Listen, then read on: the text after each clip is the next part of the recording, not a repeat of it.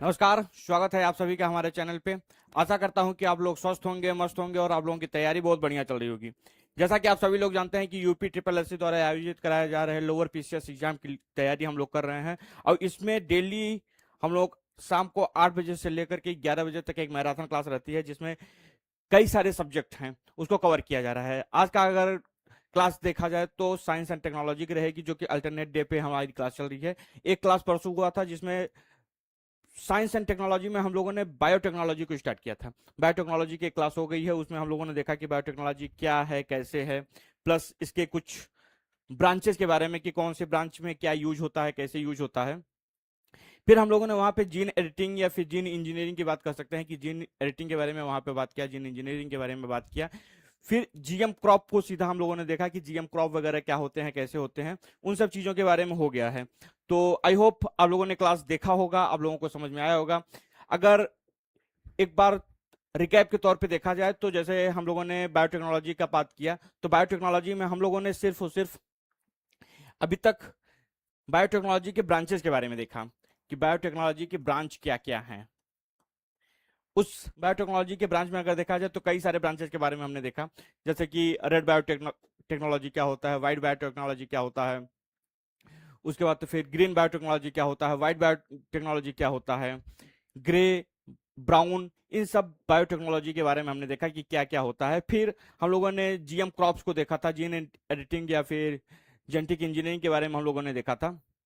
यहाँ पे हम लोगों ने जीएम क्रॉप्स को देखा, जैसे कि सिसजेनिक जो जीएम क्रॉप्स होते हैं, जैसे कि एक ही प्रजाति के कुछ स्पीसीज के, एक ही स्पीसीज के डिफरेंट टाइप को हम आपस में कन्वर्ट करते हैं। जैसे कि दो आम है हमारे पास में, एक आम बहुत मीठा है, एक आम बहुत खट्टा है।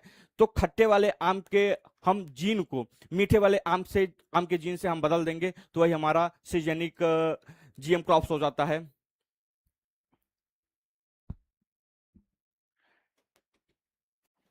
ठीक है, वॉल्यूम हम देख लेते हैं थोड़ा सा। ओके, एक मिनट हम वॉल्यूम चेक करते हैं।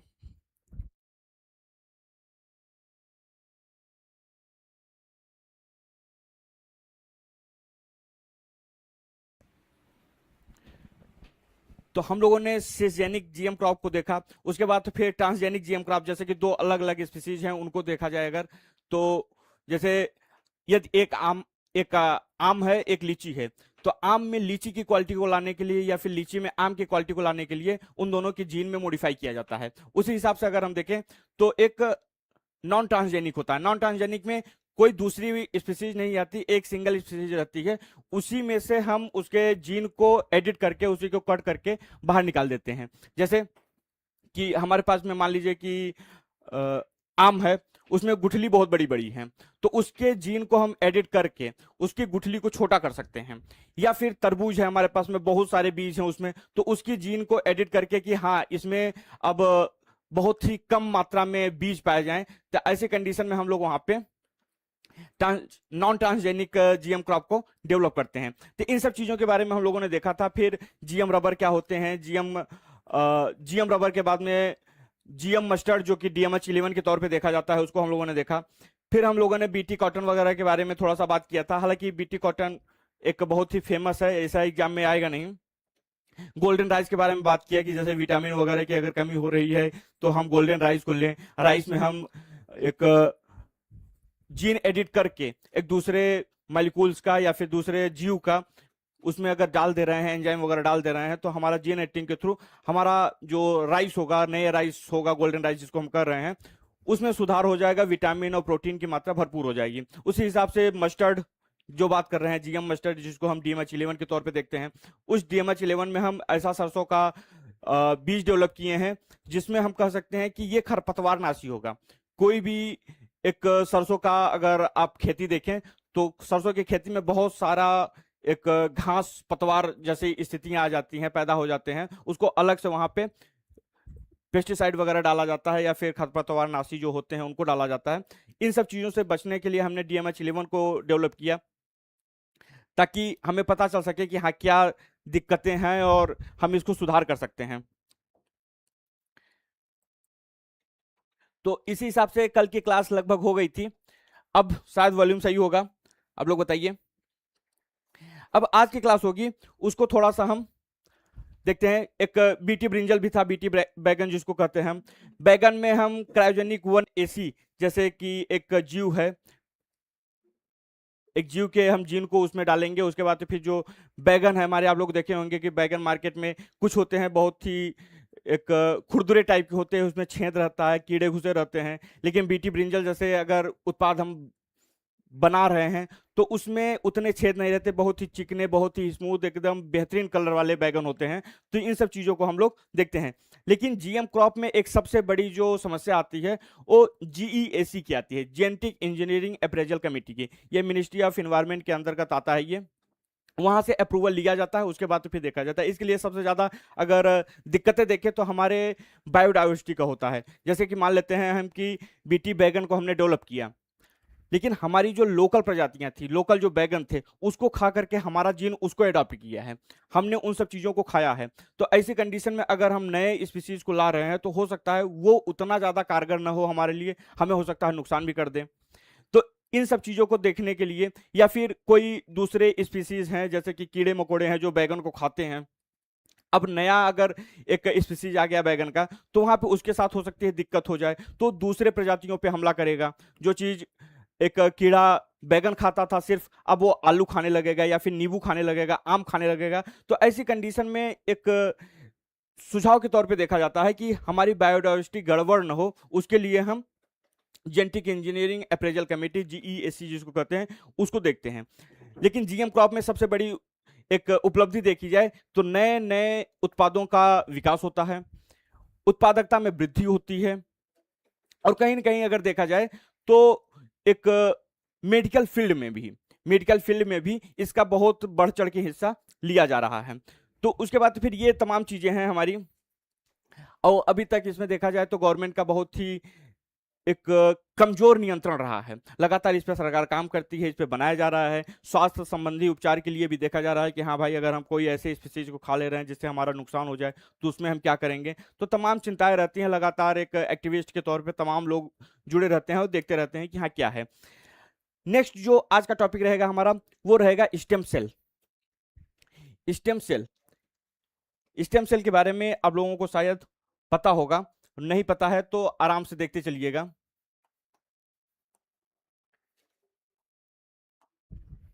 स्टेम सेल, जिसको हम स्टेम कोशिका के तौर पे भी देखते हैं।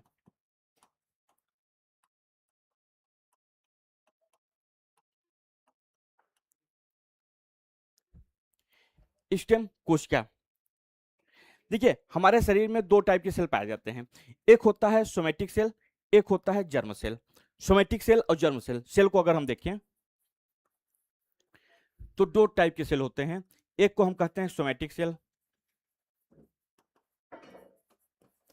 एक को हम कहते हैं जर्म सेल।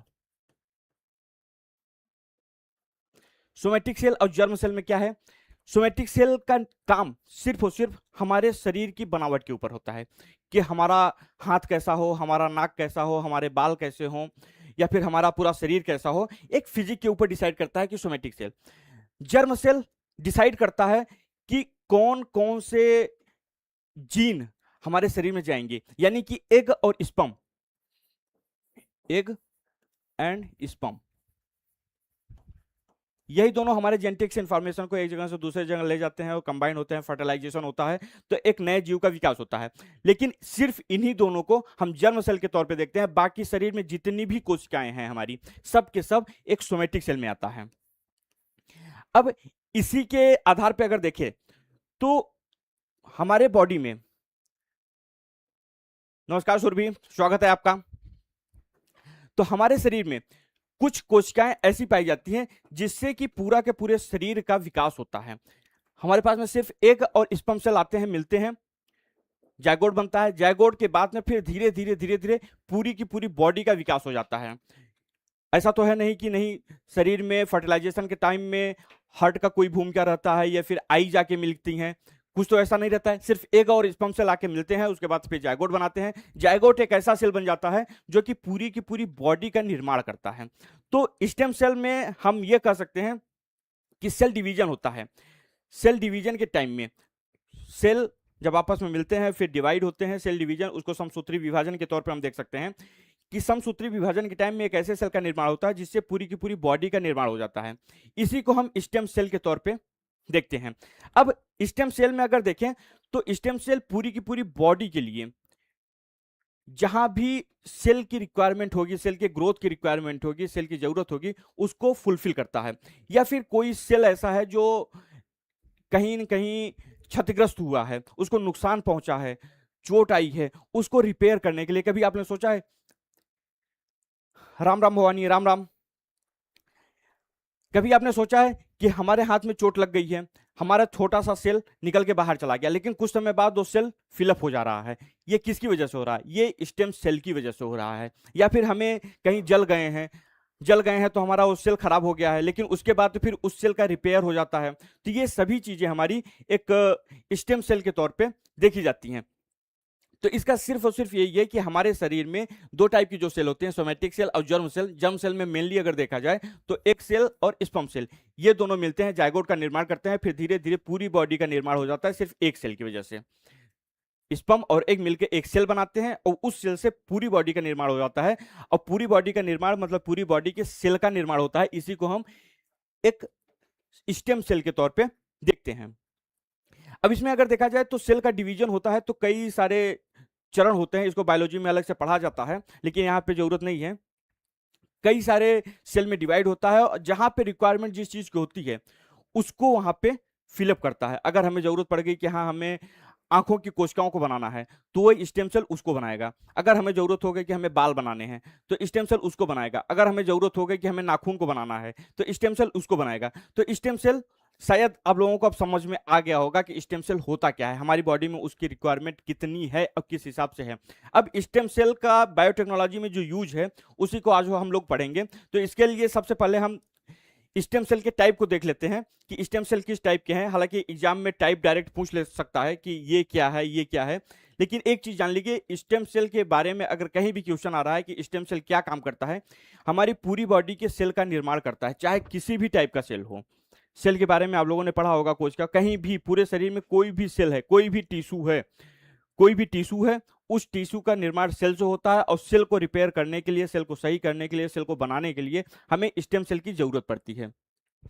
यहां पे अगर हम देखें तो स्टेम सेल के टाइप को अगर हम बात करें, स्टेम सेल के types of the stem cell,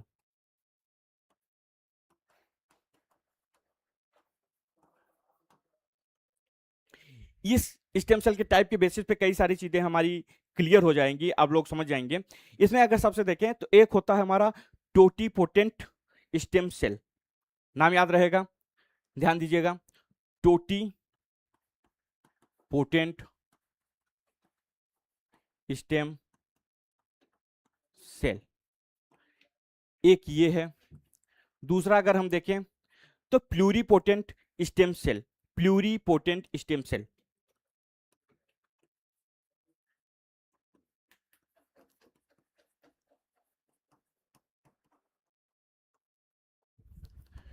और तीसरा अगर हम देखें, प्लूरीपोटेंट आ गया तो मल्टीपोटेंट होता है, मल्टीपोटेंट स्टेम सेल।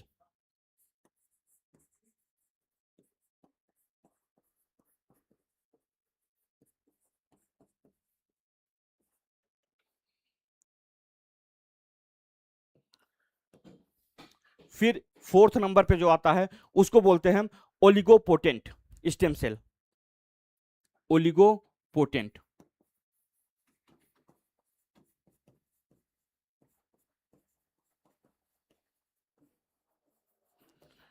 फिर हमारा जो फिफ्थ नंबर की सेल आती है स्टेम सेल जिसको हम कहते हैं, ये होता है हमारा यूनिपोटेंट।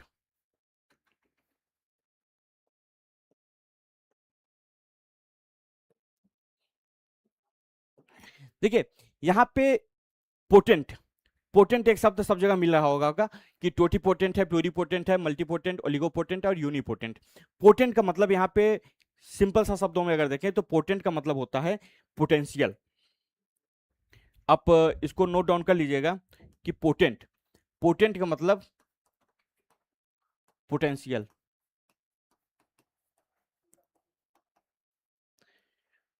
उसके बाद तो फिर टोटी, टोटी मतलब टोटल की बात हो रही है यहां पे। और यूनी, इस यूनी को मतलब एक यूनिक कह सकते हैं हम। यूनी मतलब यूनिक या फिर वन, सिंगल, यूनिक या सिंगल हम कह सकते हैं, ज्यादा एक्यूरेटली आप समझेंगे सिंगल। इसका क्या मतलब है कि यहां पे देखिए एक ऑर्डर सा बना हुआ है, टोटीपोटेंट, प्लोरीपोटेंट, मल्टीपोटेंट, यूनिपोटेंट, ओलिगोपोटेंट, यूनिपोटेंट। मतलब कि टोटल पोटेंशियल वाले स्टेम सेल, मतलब कि टोटल बॉडी का जितने भी सेल हैं उनका निर्माण करते हैं। उसके बाद तो फिर यूनिपोटेंट, सिंगल जो क्षमता वाले होते हैं उनका निर्माण। तो ये एक आर्डर कहीं ना कहीं इस हिसाब से आता है कि ये टोटीपोटेंट पूरी बॉडी के सेल का निर्माण कर सकता है, और ये यूनिपोटेंट एक सिंगल सेल जहां पे जिस चीज की रिक्वायरमेंट है एक स्पेसिफिक सेल का निर्माण कर सकता है। तो यहां पे अगर टोटीपोटेंट से यूनिपोटेंट की तरफ आ रहे हैं तो हमारे सेल का जो एक फंक्शन कर सकते हैं, फंक्शन उसका स्पेसिफिक होता जा रहा है, उसमें विशिष्टता बढ़ती जा रही है। तो इस हिसाब से हम यहाँ पे देखेंगे। तो यहाँ पे अगर हम देखें टोटीपोटेंट, टोटीपोटेंट को अगर हम देखें तो टोटीपोटेंट के बारे में नोट डाउन कर सकते हैं आप। टोटीपोटेंट शॉर्ट में पढ़ते चलिए, टोटीपोटेंट स्टेम सेल। ज्यादा इसमें रिक्वायरमेंट रहेगी तो आप लोग बताइएगा, अगर जो चीजें नहीं समझ में आएंगी आप लोग बताइएगा। देखिए स्पर्म और एग मनुष्य के, जब मानव जीवन के,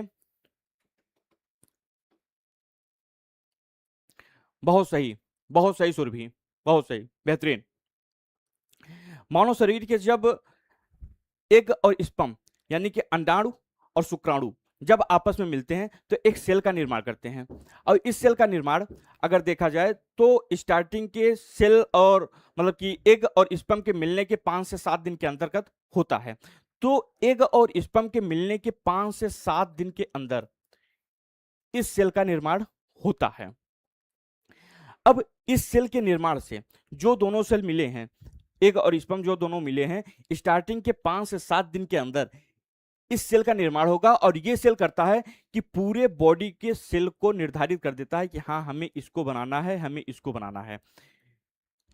समझ रहे हैं ना आप कि पूरे बॉडी के सेल का निर्माण इसके द्वारा किया जा सकता है, लेकिन स्टार्टिंग के 5 से 7 दिन के अंदर, 5 से 7 दिन के अंदर अगर इसका यूज कर रहे हैं, देख रहे हैं, तो यही पूरा का पूरा बनाना चालू कर देता है कि हाँ हमें अब सेल डिवीजन करना है, धीरे धीरे धीरे धीरे इस सेल से दूसरे सेल, इस सेल से दूसरे सेल, और लगातार सेल का डिवीजन होना चालू करता है। अब पूरी बॉडी का निर्माण किया जाता है। ऐसी कंडीशन में अगर देखें तो मेडिकल फैसिलिटी, यहाँ पे मेडिकल की बात कर रहे हैं हम, चूंकि उसी के टर्म में हम पढ़ रहे हैं, बायोटेक्नोलॉजी है, तो कहीं ना कहीं मेडिकल साइंस को हमें लाना पड़ेगा। तो हमें रिक्वायरमेंट होती है एक दूसरे सेल के निर्माण के लिए। जैसे मान लीजिए कि पेरेंट्स हैं, कोई ए और बी, दो लोग हैं, ए मेल है, बी फीमेल है। इन दोनों के स्पर्म और एग मिले और एक जायगोट का निर्माण कर रहे हैं, जायगोट का निर्माण कर रहे हैं। 5 से 7 दिन हुआ है स्पर्म और एग को मिले हुए, 5 से 7 दिन का समय हुआ है। सिर्फ 5 से 7 दिन, 5 से 10 दिन भी नहीं कर सकते, या फिर 7 से 10 दिन भी नहीं कर सकते, 5 से 7 दिन मिलने पे।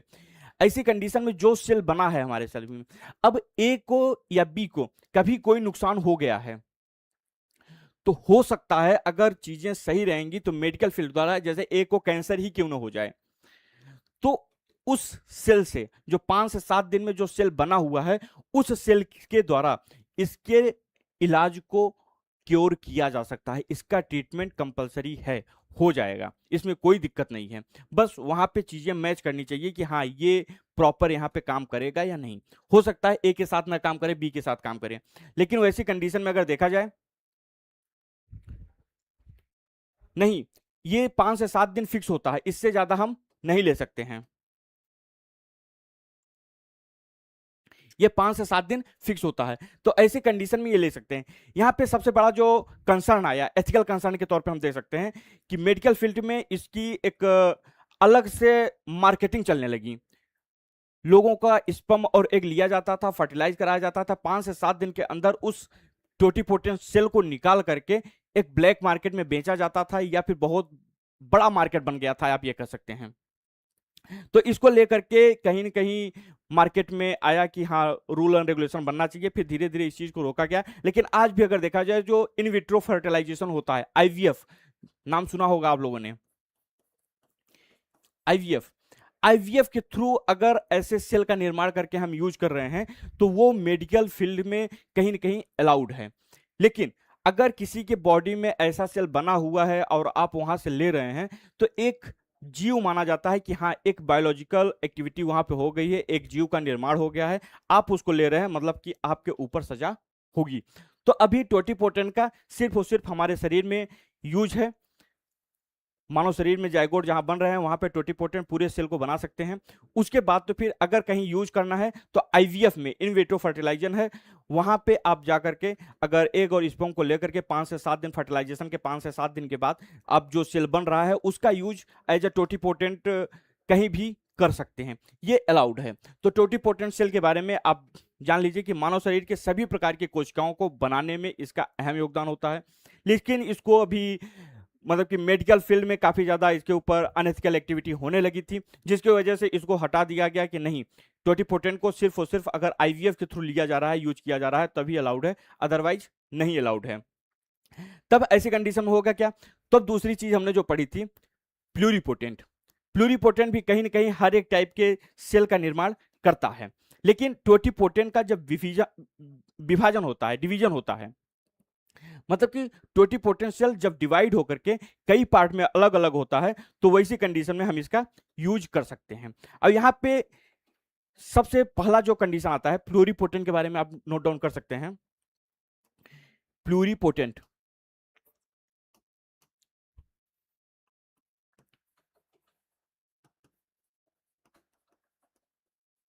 Pluripotent stem cell.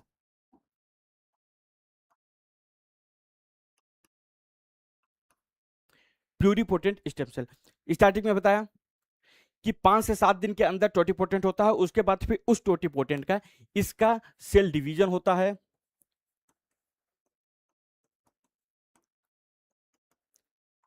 Cell division होता है, सेल डिवीजन के बाद में हमारा प्लूरिपोटेंट बनता है। अब इस प्लूरिपोटेंट को हम कहीं ना कहीं बॉडी के कई सारे टिश्यूज, लिमिटेड टिश्यूज नहीं, कई सारे टिश्यूज हैं जिनका निर्माण हम कर सकते हैं। कई सारे, टोटिपोटेंट जैसा तो नहीं है, लेकिन हाँ, टोटिपोटेंट से कम भी किसी मामले में नहीं है, तो इसको हम यहाँ पे टोटिपोटेंट को इस्तेमाल कर सकते हैं। लेकिन इसमें दो कंडीशन हमारे पास में आती है। दो क्या, हम 3 कंडीशन देखते हैं। एक तो रहता है कि 5 से 7 दिन का जो हमने टाइम फ्रेम स्टेम सेल ये रखा था, इसको 7 दिन के बाद वाली स्थिति रखते हैं। 7 दिन के बाद, 7 दिन के बाद और 12 हफ्ते, मतलब कि प्रेगनेंसी जब होती है, फर्टिलाइजेशन के 12 हफ्ते, तो 7 से लेकर के 7 डेज, पहला आफ्टर 7 डेज इसका यूज किया जाता है। कहीं न कहीं अगर देखें तो कई सारे ऐसे पेशेंट रहते हैं जिनका भ्रूण या फिर फ्यूटस कर सकते हैं कि वो डैमेज हो जाता है, तो वैसी कंडीशन में इसको देखा जाता है कि हाँ, प्लूरिपोटेंट में क्या दिक्कत आ रही है। प्लूरिपोटेंट का इलाज कराया जाता है, उसको सिक्योर किया जाता है ताकि प्लूरिपोटेंट हमारा बना सके। लेकिन 7 दिन के बाद उस प्लूरिपोटेंट को हम नुकसान नहीं पहुंचा सकते, क्योंकि एक जीव का विकास हो गया है। तो जीव के विकास की वजह से 7 दिन के बाद जो प्लूरिपोटेंट बन रहा है, उसको हमें सिक्योर करना है, इसके ऊपर कोई काम नहीं कर सकता। मेडिकल फील्ड यहाँ पे टोटली बैंड है। मेडिकल फील्ड यहाँ पे ये नहीं कर सकता कि हाँ, टोटिपोटेंट के लिए आपने हमें रोका था, अब तो प्लूरिपोटेंट हो गया है, क्योंकि वहां पे जीव का अगर निर्माण हो चुका है, तो यहाँ पे भी जीव का निर्माण हो चुका है। इसलिए 7 दिन तक, 7 दिन के बाद आफ्टर 7 डेज प्लूरिपोटेंट रहता है। यहाँ पे हमें सिक्योरिटी रहती है कि हाँ, हम इसको बचा सकें।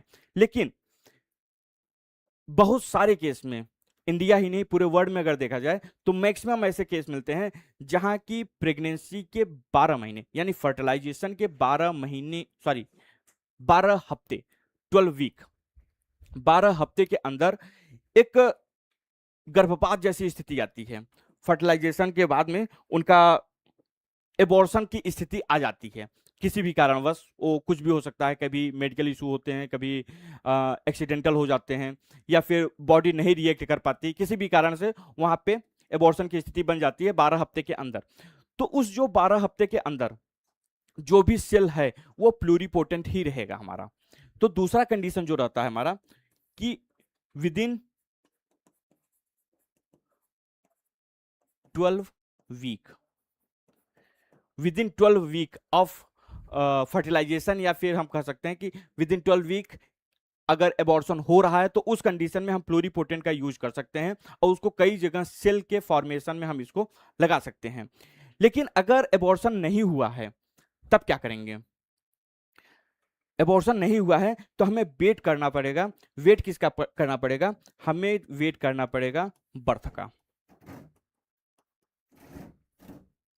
बर्थ, बर्थ में हम क्या कर रहे हैं कि बर्थ के टाइम में एक एम्ब्रियो कॉर्ड होता है जो बच्चे के, अगर देखें तो यहां से नाल से निकला होता है, मतलब कि नाभिक से एक नाल जुड़ी होती है जिसके थ्रू बच्चा हमेशा अपनी माँ से जुड़ा रहता है और अपना एनर्जी लेता रहता है, खाना पीना खाता रहता है, कुछ भी चीजें होती रहती हैं। तो वो नाल काटा जाता है। कई सारे केसेस में आप लोगों ने देखा होगा कि पहले बच्चे इसीलिए एक्सपायर कर जाते थे, जो कि गांव में या फिर एक इंस्टीट्यूशनल डिलीवरी नहीं कराई जाती थी। किसी भी धारदार चीज से काट दिया जाता था जिसमें जंग लगा रहता था, चाकू वगैरह में रस्टिंग रहती थी, उसको काट दिया जाता था, जिसकी वजह से वहां पे दिक्कत होती थी, बच्चों का डेथ हो जाता था। वैसी कंडीशन में अब एक नया ट्रीटमेंट आया कि हाँ सही तरीके से करना है। लेकिन वो जो गर्भनाल होता है, एम्ब्रियो कॉर्ड जिसको कहते हैं, वो एक प्लूरिपोटेंट होता है। उस सेल का अगर हम देखें तो मेडिकल फील्ड में टोटली अलाउड है, किसी भी हद तक जाकर कर हम उसका इस्तेमाल कर सकते हैं। तो प्लूरिपोटेंट बर्थ के टाइम में जो हमारा एम्ब्रियो कॉर्ड होता है, या फिर हम गर्भनाल कर सकते हैं, उस गर्भनाल के थ्रू, इस गर्भनाल गर्भनाल के थ्रू हम पूरी पूरी बॉडी का यूज कर सकते हैं, कि निर्माण कर सकते हैं। कभी फ्यूचर में अगर जरूरत पड़ रहा है, या फिर पेरेंट्स को ही जरूरत पड़ रहा है, पेरेंट्स के रिलेटिव हैं उनको जरूरत पड़ रही है, या फिर खुद बच्चे को जरूरत पड़ रही है, तो उस प्लूरिपोटेंट का एक सिंपल सा टेस्ट होगा कि क्या ये इसके लिए यूजेबल है। मेनली देखा जाता है ब्लड ग्रुप वगैरह को देखा जाता है, आरएस फैक्टर वगैरह को देखा जाता है। उसके बाद फिर अगर ये चीजें मैच कर रही हैं तो उस गर्भनाल से उस बच्चे के पेरेंट्स का या फिर उस बच्चे का ही इलाज कराया जाता है। तो यहाँ पे ये चीजें लगातार अगर आप देखें तो ये इंडिया में और वर्ल्ड में कई जगह तेजी से फैल रहा है। क्या फैल रहा है? गर्भनाल, यानी कि एम्ब्रियो कॉर्ड को स्टोर करना, इसी को कहा गया है स्टेम सेल बैंकिंग।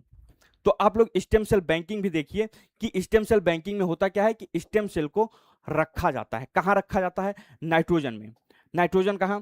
नाइट्रोजन को अगर किसी चीज में रखना है, मतलब किसी चीज को नाइट्रोजन में रखना है, तो उसको क्रायो प्रिजर्वेशन के तौर पे देखते हैं। नाइट्रोजन को -196 डिग्री टेम्परेचर पे, डिग्री सेल्सियस के टेम्परेचर पे, एकदम फ्रीजिंग पॉइंट जैसी स्थिति रहती है, वहां पे ले जाकर के हम गर्भनाल को रखेंगे। अब फ्यूचर में कभी भी जरूरत होगी तो हम उसका इस्तेमाल कर सकते हैं अपने इलाज के लिए। तो यहाँ पे आप अगर देखें तो stem cell, totipotent, pluripotent. Pluripotent में 7 दिन तक रहता है, हमें कोई इलाज की जरूरत नहीं, हमें बचाव की सख्त सख्त जरूरत होती है, हम यहाँ पे मेडिकल फील्ड को अलाउ नहीं किए हैं। उसके बाद तो फिर विद इन 12 वीक अगर एबॉर्शन हो जा रहा है, कई जगह जबरदस्ती का एबॉर्शन करा देते हैं 12 हफ्ते के अंदर, तो ये चीजें दिक्कत है। 12 हफ्ते मतलब 3 महीने, स्टार्टिंग के 3 महीने को वहां पे लगभग टाइम पीरियड रखा जाता है। उसके बाद तो फिर बर्थ यानी कि गर्भनाल के थ्रू ये रखा जाता है। अगर यहाँ पे स्टेम सेल बैंकिंग के बारे में आपसे क्वेश्चन पूछा जा रहा है कि क्या स्टेम सेल बैंकिंग भारत में चल रही है, तो हाँ, भारत में बहुत ही बड़े लेवल पे स्टेम सेल बैंकिंग चल रही है और बहुत ही माइन्यूट सा कॉस्ट है। तो आप लोग अगर जो वीडियो देख रहे हैं, तो जो इससे प्रॉफिट लेना चाहते हैं या फिर इस चीज से अवेयर होना चाहते हैं, उनके घर में कोई प्रेगनेंसी वगैरह है, कुछ है, तो ये इसका इस्तेमाल कर सकते हैं, ताकि फ्यूचर में बच्चे के लिए या फिर खुद के लिए कोई ऐसा रोग हो रहा है जिसका इलाज संभव नहीं है, तो उसके लिए हम स्टेम सेल का यूज कर सकते हैं। हालांकि ऐसा नहीं है कि स्टेम सेल सिर्फ यहीं पाया जाएगा। स्टेम सेल अगर देखा जाए तो हमारे बोन मैरो में भी पाया जाता है, लेकिन बोन मैरो से स्टेम सेल को निकालना एक बहुत ही टफ और क्रिटिकल कंडीशन हो जाती है। तो इसी कंडीशन में ये रहता है कि हम क्यों एक एम्ब्रियो कॉर्ड को ही बैंकिंग के तौर पे रखें। तो स्टेम सेल बैंकिंग यहां पे आप देख लीजिए कि स्टेम सेल में बैंकिंग भी की जा सकती है। आपसे एग्जाम में पूछा जा सकता है कि stem cell banking, stem cell banking को अगर देखें तो 3 टाइम से स्टेम सेल की बैंकिंग की जाती है। नंबर एक प्राइवेट है, प्राइवेट स्टेम सेल बैंकिंग। कई सारे प्राइवेट कंपनियां हैं। एक बहुत फेमस मूवी है, 2-3 साल पहले आई थी शायद, अ, शायद यशोदा नाम था, साउथ की मूवी थी। आई थिंक नयनतारा या फिर कोई थी, एग्जैक्ट नाम नहीं है याद है हमें एक्ट्रेस का। उसकी मूवी है, उसमें यही होता है, स्टेम सेल की बैंकिंग की जाती है, लेकिन वहां पे टोटीपोटेंट को स्टोर किया जाता है। टोटीपोटेंट या फिर प्लूरीपोटेंट को 12 हफ्ते के अंदर ही प्रेगनेंसी के टाइम में निकाल लिया जाता है महिलाओं से, और उसका स्टोर किया जाता है। तो मूवी बहुत अच्छी है, आप लोग अगर देखना चाहें तो देखिएगा, बहुत ही अच्छी मूवी है, स्टेम सेल के ऊपर बनी हुई है वो। तो ये प्राइवेट, कई सारे प्राइवेट बैंकें हैं जहां पे इस चीज का इस्तेमाल किया जाता है, स्टेम सेल को प्रिजर्व किया जाता है प्राइवेट के तौर पे। दूसरा हमारा क्या है, एक पब्लिक तरीके से, जहां पे आप अपना तो इलाज करवाएंगे, अगर जरूरत पड़ रही है तो दूसरों का इस्तेमाल। यहां पे प्राइवेट में क्या होता है कि आप खुद इसके यूजर रहेंगे, सेल्फ, सेल्फ आर मतलब कि रिलेटिव। प्राइवेट में करा रहे हैं तो आप खुद रहेंगे, मतलब कि जो बच्चा है जिसका गर्भनाल रखा गया है उसका इलाज होगा, या फिर अगर कहें तो ये जो उसके रिलेटिव रहेंगे उनको दिखाया जाएगा कि हाँ ये हमारे रिलेटिव है, इनका यूज किया जा सकता है।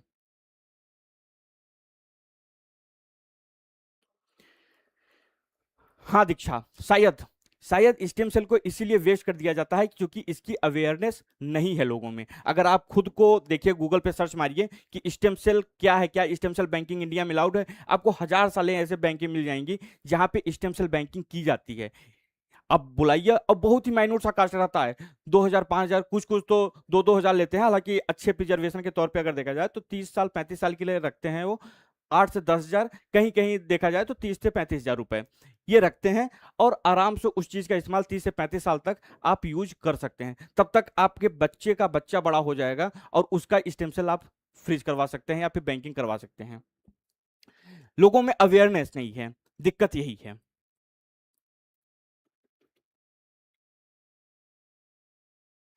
हाँ, क्रायो प्रिजर्वेशन, नाइट्रोजन को -196 डिग्री टेम्परेचर पर रखना ही क्रायो प्रिजर्वेशन। किसी चीज को बहुत ही कूलेस्ट टेम्परेचर पे जो रख दिया जाता है वही क्रायो प्रिजर्वेशन होता है। क्रायो प्रिजर्वेशन अगर देखा जाए तो हमारा जो स्टेम जेट इंजन वगैरह होते हैं, डिफेंस सेक्टर में हम लोग पढ़ेंगे इसको, वहां पे यूज किया जाता है। तो प्राइवेट अगर स्टेम सेल बैंकिंग आप करा रहे हैं तो आप खुद, यानी कि जिसका गर्भनाल है वो खुद, या फिर उसके सगे संबंधी रिलेटिव, माता पिता, या फिर और जिसको वो अलाउ करता है वो लोग इसका यूज कर सकते हैं। दूसरा हमारा public, public stem cell banking. Public stem cell banking, public stem cell banking में अगर देखें तो यहां पे दो चीजें रहेंगी, आप खुद भी इस्तेमाल करेंगे, और अगर आपने अलाउ कर दिया, आपने अलाउ कर दिया तो इसको दूसरों को भी यूज कराया जाएगा। कई जगह ऐसा होता है कि बोन मैरो से स्टेम सेल लिया जा रहा है, वहां से दूसरों को चढ़ाया जा रहा है। जैसे कि भारत में सबसे पहले बोन मैरो का अगर देखा जाए तो किसने दिया था, बोन मैरो का डोनेट सबसे पहले किसने किया था? तो यहाँ पे शायद किसी को आइडिया नहीं होगा, सबसे पहले सलमान खान ने किया था। कोई एक लड़की थी, उसकी जान को बचाने के लिए बोन मैरो उन्होंने डोनेट किया था। बोन मैरो डोनेट करने का मतलब सीधा सीधा था कि उन्होंने स्टेम सेल दिया था। लेकिन अगर कोई, किसी के पास में ये अवेयरनेस है कि स्टेम सेल को प्रिजर्व भी किया जाता है, तो वो पब्लिकली इसको रख सकता है कि फ्यूचर में कभी भी किसी को अगर जरूरत पड़ रही है तो इस स्टेम सेल का यूज कर सके। तो वहां पे एक पब्लिक डेटा रहेगा, आपके ब्लड ग्रुप रहेंगे, आपके सैंपल रहेंगे, कोई आए वहां पे ब्लड ग्रुप दे, मैच कराए, अगर मैच हो रहा है तो ठीक है हम आपको दे रहे हैं। तो वैसी कंडीशन में बहुत बड़े से बड़े रोग, मतलब इवन आप समझ नहीं सकते कि अल्जाइमर, पार्किंसन, पार्किंसन और अल्जाइमर जो होते हैं मानसिक बीमारियां होती हैं, लोग भूलना चालू कर देते हैं, कोई ऐसी एक्टिविटी चालू कर देते हैं कि आप सोच नहीं सकते। इवन डायबिटीज, डायबिटीज का या फिर हीमोफीलिया जैसे जो रोग होते हैं उसमें इन सब का इस्तेमाल किया जाता है स्टेम सेल का, और प्रॉपरली ठीक होता है। कैंसर का, हार्ट अटैक का, या फिर आईसाइट गड़बड़ है, रेटिना एकदम खत्म हो गई है, नहीं दिख रहा है, आदमी दिमाग से पागल हो गया है, लगातार हार्ट अटैक आ रहे हैं, पेसमेकर लगा हुआ है, वैसे कंडीशन में स्टेम सेल का इतना ज्यादा यूज होता है। लेकिन लोगों को अवेयरनेस नहीं होने की वजह से ये चीजें दिक्कत हो रही हैं। तो पब्लिकली अगर देखा जाए तो आप खुद यूज कर सकते हैं, प्लस आप इसको डोनेट कर सकते हैं। तीसरा है हमारा कम्युनिटी,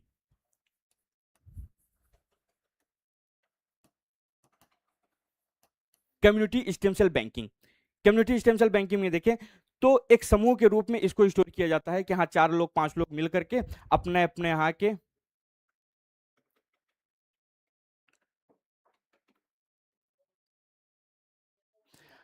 हाँ स्टेम सेल वही तो बता रहे हैं, नाइट्रोजन को -196, अब पता चला कि ऑक्सीजन को -196 डिग्री पे रख के उसको कर रहे हैं तो दिक्कत होगा। ये प्रॉपर ट्रीटमेंट के तौर पे वहां से लिया जाता है, आपका पेपर वगैरह बनवाया जाता है। आप स्टेम सेल बैंकिंग वालों को अगर कॉल करेंगे, आप वहां पे देखेंगे तो आपको पूरा का पूरा एक प्रोस्पेक्टस ला के दे देंगे कि हाँ मैम आपके यहाँ जब डिलीवरी होगी तो हम आ जाएंगे, आपको कहीं आने की जरूरत नहीं है, आप हमें अपना हॉस्पिटल बताइएगा, हम टाइम से पहुंच जाएंगे। आपको कुछ नहीं करना है, बस एम्ब्रियो कॉर्ड को निकाल करके हमें जो डॉक्टर फेंक रहा है, डस्टबिन में ले जाके फेंक दे रहा है, उसको हमें ले आकर के आपको दे देना है। वैसी कंडीशन में हम आपके जो एम्ब्रियो कॉर्ड है उसको रखेंगे, प्रिजर्व करेंगे और आपका इलाज फ्यूचर में संभव हो सकेगा। तो आपको पूरा का पूरा प्रोस्पेक्टस दे देंगे, हम ऐसा ऐसा करते हैं, ये करते हैं, हमारी कंपनी यहाँ इस्टेब्लिश है। आप अगर देखना चाहें तो आप जा करके हमारे बैंकिंग को देख सकते हैं, हमारे लॉकर को देख सकते हैं कि किस हिसाब से रखा जाता है, क्या रखा जाता है। तो ये तमाम चीजें रहती हैं। कम्युनिटी में कम्युनिटी स्टेम सेल बैंकिंग क्या होता है, कई सारे लोग, मान लीजिए कि मैं हूं, मेरे 2 दोस्त हैं, फिर उनके 2 दोस्त हैं, 4-5 लोग मिल करके अपने अपने बच्चे का स्टेम सेल प्रिजर्व करवा दिए। अब फ्यूचर में हमारी जो कम्युनिटी है इसमें से किसी को भी अगर दिक्कत हुई तो मैच करवा लेंगे कि यार देखो किसके बच्चे का एम्ब्रियो कॉर्ड हमसे मैच कर रहा है। तो वैसे कंडीशन में किसी का मैच करा तो आसानी से एक दूसरे को दे सकते हैं, वहां पे कोई मेडिकल या फिर लीगल कार्यवाही नहीं की जा सकती। लेकिन अदर केस में अगर कंसर्न नहीं है तो एक इशू बनता है, मेडिकल एथिक्स का इशू बनता है, प्लस लीगलिटी के ऊपर क्वेश्चन किया जाता है कि हाँ ऐसा होना चाहिए कि नहीं होना चाहिए।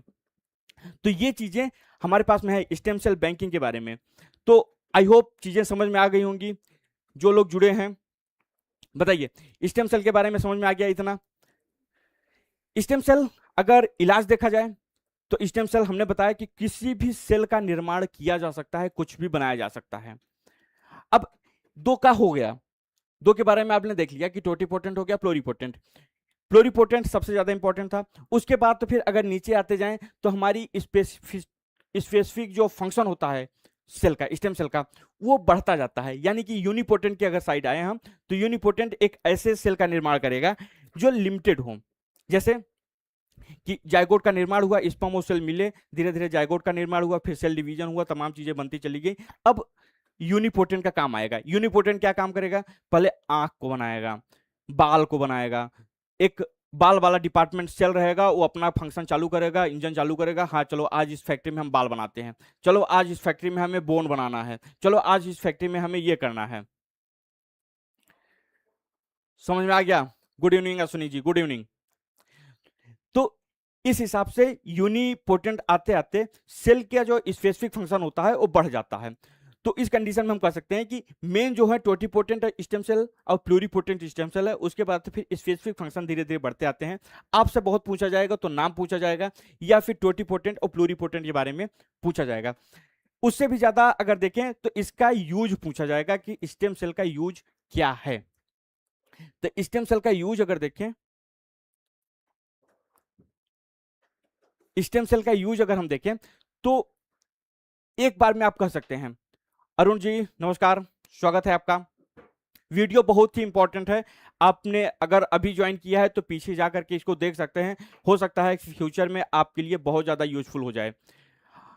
जिसको जिसको लग रहा है कि बहुत ज्यादा यूजफुल है वो एक बार कमेंट सेक्शन में बता दीजिए कि हाँ इन्फॉर्मेशन कैसी थी, या फिर साइंस एंड टेक्नोलॉजी कितना डेवलप करके आपको क्या लगा, अच्छा लगा कि नहीं, इन्फॉर्मेशन कैसी थी, आप लोग बताते चलिए।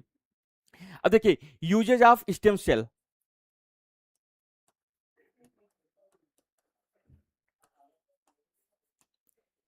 यूजेज ऑफ स्टेम सेल, पहली लाइन यही है कि किसी भी प्रकार के सेल में इसका निर्माण किया जा सकता है, कोई भी प्रकार का सेल है वहां पे इसका निर्माण किया जा सकता है।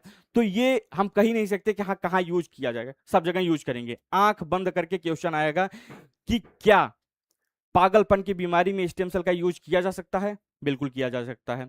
क्या कैंसर के इलाज के लिए हम स्टेम सेल का यूज कर सकते हैं, बिल्कुल कर सकते हैं। क्या एचआईवी एड्स के इलाज में हम स्टेम सेल का यूज कर सकते हैं, बिल्कुल कर सकते हैं। कोई भी ऐसी बीमारी नहीं है जिसमें हम न कर सकें। हाँ एक लिमिटेशन यह है कि अभी तक हम इलाज करने में संभव नहीं हो पाए हैं। तो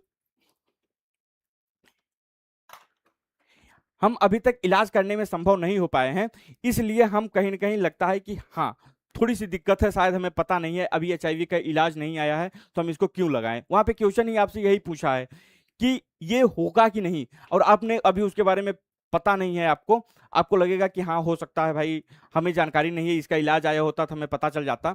तो इंडिया में अगर देखा जाए तो इंडिया में अभी कुछ चीजें हैं जहां पे इसका यूज लगातार हो रहा है, जैसे कि एनीमिया का इलाज देखा जाए, या फिर सिकल सेल एनीमिया कह सकते हैं, थैलेसीमिया, ल्यूकोमिया, इन सब के इलाज में इंडिया में धड़ल्ले से यूज किया जा रहा है स्टेम सेल का। तो इंडिया में अगर यूज के तौर पे देखें, इंडिया में यूज में देखें तो एनीमिया है, नोट डाउन कर लीजिए आप लोग, एनीमिया है, सिकल सेल है, उसके बाद तो फिर थैलेसीमिया है, या फिर ल्यूकेमिया, इसके इलाज में स्टेम सेल का बहुत ही ज्यादा यूज किया जा रहा है। दूसरा अगर देखें तो जो चीजें क्षतिग्रस्त हो रही हैं, जैसे कि कोई जल गया, किसी का हाथ टूट गया, किसी का दांत टूट गया, इन सब के इलाज में इसका यूज किया जा रहा है। तो जलने पे, कटने पे, टूटने पे इसका इलाज किया जा रहा है। दूसरी चीज, अगर वर्ल्ड लेवल पे देखा जाए तो जांच कहां कहां चल रहा है, जांच मतलब कि किस फील्ड में रिसर्च चल रहा है, सबसे ज्यादा अगर रिसर्च देखा जाए तो दो तीन चीजों पे है। एक तो वर्ल्ड में सबसे ज्यादा लोग अफेक्टेड किससे हैं, गंजापन से, बाल से। तो बाल और दांत, लोगों के दांत बहुत ही कम एज में केविटी की वजह से नुकसान हो रहे हैं, और बाल बहुत ही कम एज में झड़ जा रहे हैं। तो केविटी को या फिर दांतों के इलाज में और गंजेपन के इलाज में बहुत ही बड़े लेवल पे एक रिसर्च चल रहा है इसका, कि हाँ हम जल्द ही इसकी दवा ला देंगे।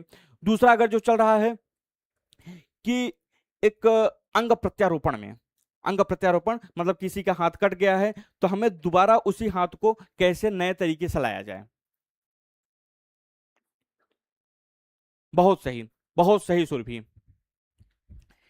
टिश्यू के रीजनरेशन में सबसे ज्यादा यूज कर सकते हैं, किसी भी टाइप का अगर आ रहा है तो हम टिश्यू को रीजनरेट करके चीजों को ला सकते हैं। एक यही लाइन अगर आप याद रख रहे हैं कि टिश्यू के रीजनरेशन में हम इसका इस्तेमाल कर सकते हैं, तो कोई भी बीमारी है वहां पे टिश्यू का ही गड़बड़ होता है, तो टिश्यू के लिए हम इस चीज को देख सकते हैं। तो ये चीजें थी इलाज में संभव में। अब यहाँ पे बताने की जरूरत नहीं है कि कौन कौन से फील्ड में इसका इलाज संभव है, क्या है, कैसे है, आप उसको समझ गए। दूसरा अगर देखें तो इन सब से हटके एक नया शब्द आया हमारे पास में 2007 में। 2007 में जापान के एक साइंटिस्ट थे, स्टेम सेल पे ही काम कर रहे थे वो। तो स्टेम सेल पे काम करने में उन्होंने, उनका नाम अगर देखा जाए तो शिन्या यमंका था 2007 में। इनको बाद में नोबेल प्राइज भी दिया गया था। 2007 में इन्होंने काम किया था, 2012 के आसपास, 2012-13 आप लोग नाम अगर सर्च करेंगे तो मिल जाएगा। शिन्या यमंका जापान के थे, Shinya यमंका।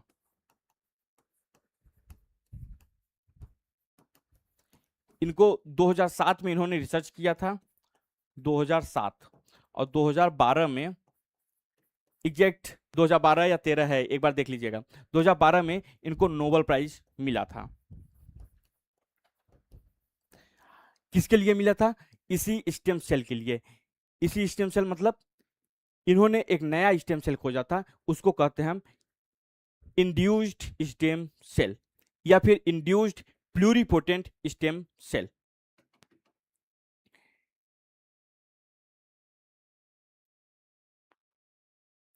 Induced pluripotent stem cell या फिर इंड्यूस्ड स्टेम सेल। तो स्टेम सेल में एक नया शब्द हमारे सामने आ गया, इंड्यूस्ड।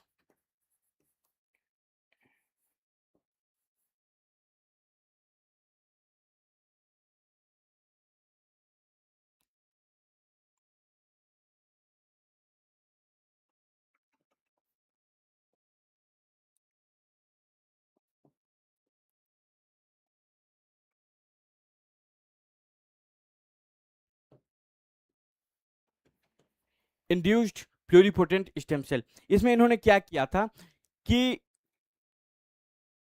नॉर्मल जो सेल में नॉर्मल सेल्स होती हैं, मतलब कि ह्यूमन बॉडी में जो नॉर्मल सेल होती हैं, हाँ 2006 सीनिया एमंग का, 2012 में शायद नोबेल मिला होगा सुरभि। एक बार क्रॉस चेक कर लीजिए, 2012 में नोबेल मिला था। और नाम ये याद रखिएगा नोबेल प्राइज, क्योंकि नोबेल प्राइज में कभी नाम आता है ना तो ऐसे नाम दे देगा कि आपको लगेगा कि हाँ शायद इसी साल हैं, लेकिन 2012 के हैं ये, और इसलिए इनको मिला था induced steam pluripotent stem cell के लिए।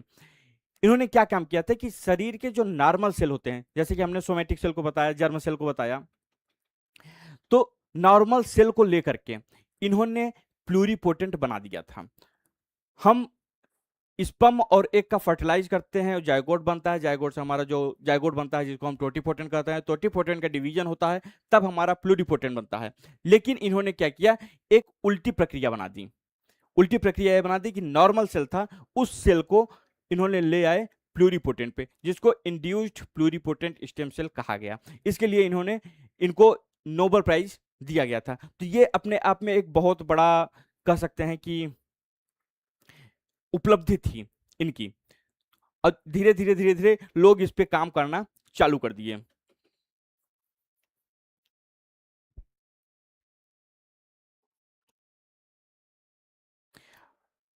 एक चीज और था कि एक सिंथेटिक ह्यूमन एम्ब्रियो बना था। इसमें एग्जैक्ट यूनिवर्सिटी का नाम नहीं पता है, शायद जून में की, जून कर रहे हैं हम, जून तो अभी चल रहा है, 2023 के आसपास, 2-3 साल हो गए, 3 साल हो गए, 2023 का काम था ये। उसमें इन्होंने एक जायगोट बनाया था, मतलब कि एक शिशु का निर्माण किया था, एक बच्चे का निर्माण किया था। वो स्पर्म और एग से नहीं किया था, उसको प्लूरिपोटेंट के द्वारा ही किया था। प्लूरिपोटेंट सेल को उठाया, वो उससे एक बच्चे का निर्माण किया था। अब कहेंगे कि आप प्लूरिपोटेंट कहां से बनाया?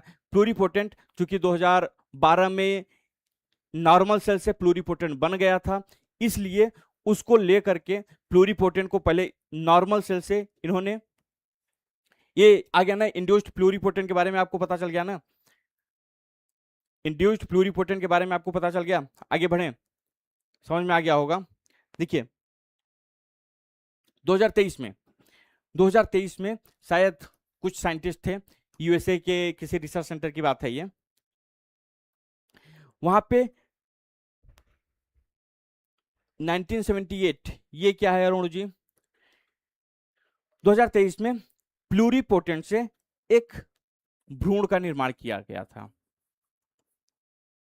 प्लूरिपोटेंट से भ्रूण का निर्माण कर दिया गया था। भ्रूण मतलब बच्चे का, भ्रूण का निर्माण हुआ था।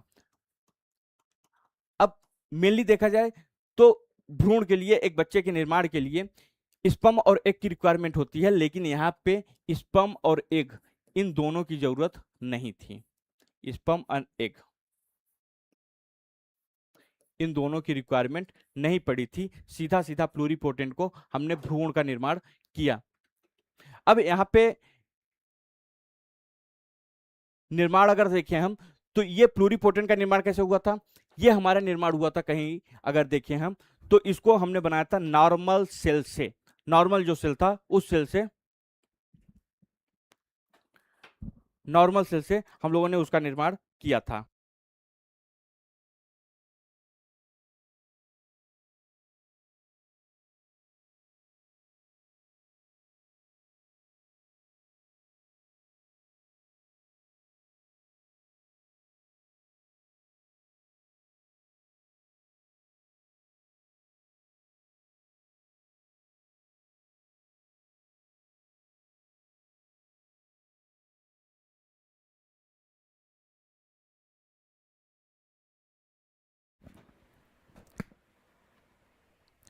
तो आई होप चीजें समझ में आ गई होंगी इस स्टेम सेल के बारे में। अब स्टेम सेल में एक छोटा सा, इसको अगर हम कहें तो सिंथेटिक ह्यूमन जो एम्ब्रियो का निर्माण हुआ था, सिंथेटिक ह्यूमन एम्ब्रियो का निर्माण हुआ था। अगर आपके एग्जाम में कहीं भी पूछा जा रहा है कि सिंथेटिक ह्यूमन एम्ब्रियो का क्या होता है, तो आप बता दीजिए कि प्लूरिपोटेंट सेल से हम एक फ्यूटस का या फिर भ्रूण का निर्माण कर सकते हैं। और ये जो प्लूरिपोटेंट है हमारा, ये कहां से लिया गया था? ये नॉर्मल सोमेटिक सेल जो था, किसी भी सेल को उठा लिया गया था, एग और स्पर्म को नहीं लिया गया था, विदाउट एग और स्पर्म को लिया गया था। इसीलिए इसको सिंथेटिक ह्यूमन एम्ब्रियो कहते हैं। Synthetic human embryo, synthetic human embryo के तौर पे इसको देखते हैं। तो ये था हमारा। हालांकि अब धीरे धीरे धीरे धीरे एक बात लोगों में होने लगी कि हाँ, हो सकता है कि विदाउट मेल फीमेल बच्चों का निर्माण चालू हो जाए, और इस पे लगातार काम चल भी रहा है। जनसंख्या ऐसे कम है, लोग और अलग तरीके से बनाना चालू करेंगे तो उस पर क्या होगा। ऐसे कंडीशन में आईवीएफ का जो टेक्नोलॉजी चल रही है उसके ऊपर बोझ बहुत ज्यादा पड़ सकता है कि हाँ भाई लीजिए अपना बनाइए, हमें दे दीजिएगा बाद में। बच्चे सब बच्चे बना करके मार्केट में बेच रहे हैं, मेला लग रहा है, ले लो भाई ले लो, काले बालों वाला बच्चा ले लो, भूरे आंखों वाला बच्चा ले लो, लंबा और तंदुरुस्त बच्चा ले लो। इस हिसाब से थोड़ा मेडिकल कंसर्न आ सकता है।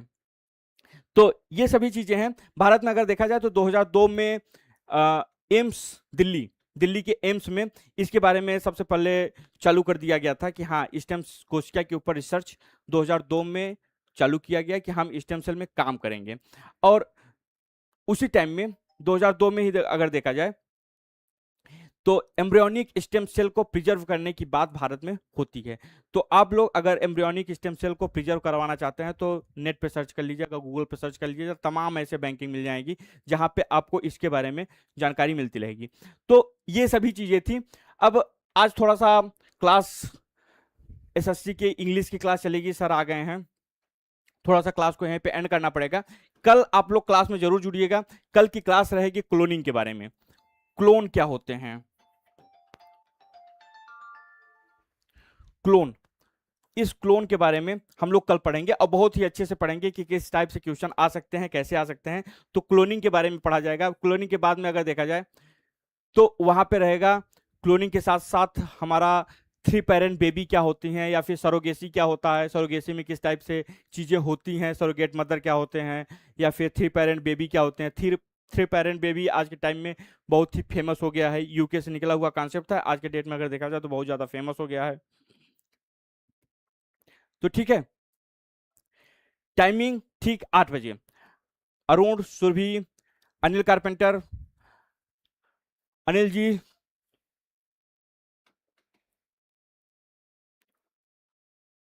क्लोन छिद्र होते हैं या नहीं, क्लोन के बारे में टाइमिंग 8 बजे से रहता है, टाइमिंग 8 बजे से रहता है। कल की क्लास क्लोनिंग का रहेगा कि क्लोन कैसे बनते हैं, क्या रहता है, इन सब चीजों के बारे में हम लोग डिस्कस करेंगे। कल ठीक 8 बजे आ जाइएगा। आज थोड़ी क्लास लंबी होनी थी, लगभग 11 बजे तक क्लास चलती थी, लेकिन थोड़ा सा इशू की वजह से, एक तो इंटरनेट का इशू चल रहा है हमारे यहाँ, मतलब कि प्रॉपर लैंड केबल काम नहीं कर रहा है, इसकी वजह से दिक्कत हो रही है। कल ठीक 8 बजे आप लोग आ जाइएगा। जिसको जिसको समझ में आ जाया है, या फिर अवेयरनेस ही कह सकते हैं आप, हो सकता है आप कहीं एग्जाम में न देना हो, आपको किसी एग्जाम के लिए आप तैयारी न कर रहे हो, लेकिन जानकारी आपको कैसी लगी ये जरूर बताइएगा। और स्पेशली ये क्लास आप किसी को भी शेयर कर सकते हैं, उनको अवेयरनेस दे सकते हैं। तो आप लोग बताइएगा, जिसके घर में जो होंगे उनके हिसाब से आप जानकारी को फैलाते रहिएगा। मिलते हैं कल इसी टाइम पे, तब तक के लिए थैंक यू सो मच। कोई अगर इंफॉर्मेशन हो, कुछ पूछना चाहते हैं, कोई अगर क्वेरी हो तो आप उसको बता सकते हैं, बताइए।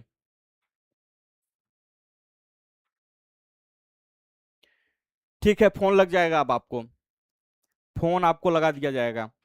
आप टेलीग्राम में जुड़ जाइए, टेलीग्राम में तुरंत मैसेज चला जाता है। बीइंग ऑफिसर, आप क्लास में थे नहीं, लेकिन क्लास में एक बार देख लीजिएगा। प्रिंस, क्लास एक बार देख लीजिएगा, बहुत ही इंफॉर्मेटिव था। अगर आप लोगों को अच्छा लगे, जिसको अवेयरनेस अगर आप फैलानी हो तो इस वीडियो को सबके पास भेज देना। तो ठीक है, मिलते हैं कल। अब इंग्लिश की क्लास स्टार्ट होगी, आप लोग इंग्लिश की क्लास में जुड़े रहिए। Thank you so much.